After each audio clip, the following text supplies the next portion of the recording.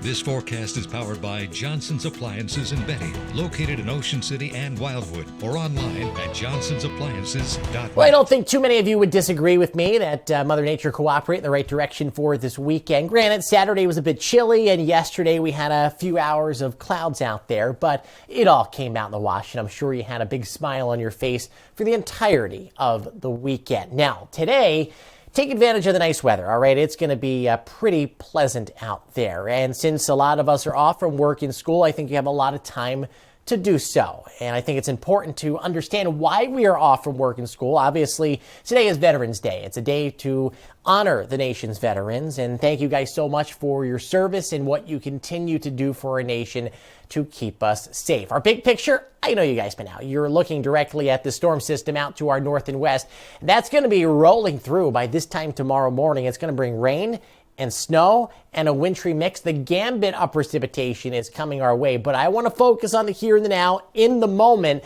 And out ahead of this system, we're going to have these southwest winds. We're going to see pretty nice looking weather today. Partly sunny skies, warmer temperatures. Out the door, it's not too warm, starting off in the upper 30s or lower 40s, but we will get into the middle 50s, lower 60s early afternoon. A north factor today of a 7. Again, we are going to see pretty decent looking skies throughout the day, depending on your location, kind of back and forth throughout the day between the sun and the clouds. 43 in Atlantic City, 42 for Philadelphia, 44 for Washington. And as we zoom into here at home, you'll see that temperatures are pretty much consistent at this hour, much warmer than the past couple mornings. The real warm spot in Atlantic City on the beach and boardwalk there at 53 degrees. So partly cloudy today in Blackwood, Vineland, Hamilton, Little Egg Harbor up to Toms River. Lower 60s for pretty much everybody across the board. And we'll have a southwest wind at about 5 miles an hour. Tomorrow, well, this is where things kind of go downhill, especially for the first half of the day. That's when we're looking at the adverse weather conditions coming in.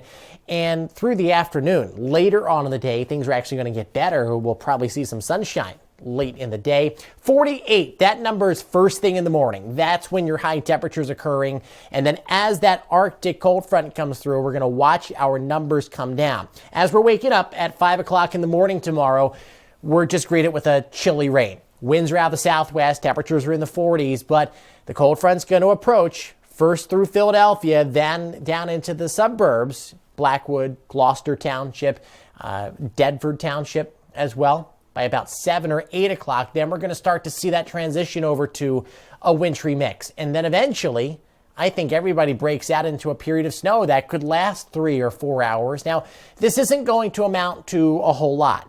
To the north and west of Philadelphia, could pick up a few inches. I think the worst case scenario for us, around an inch, a slushy inch.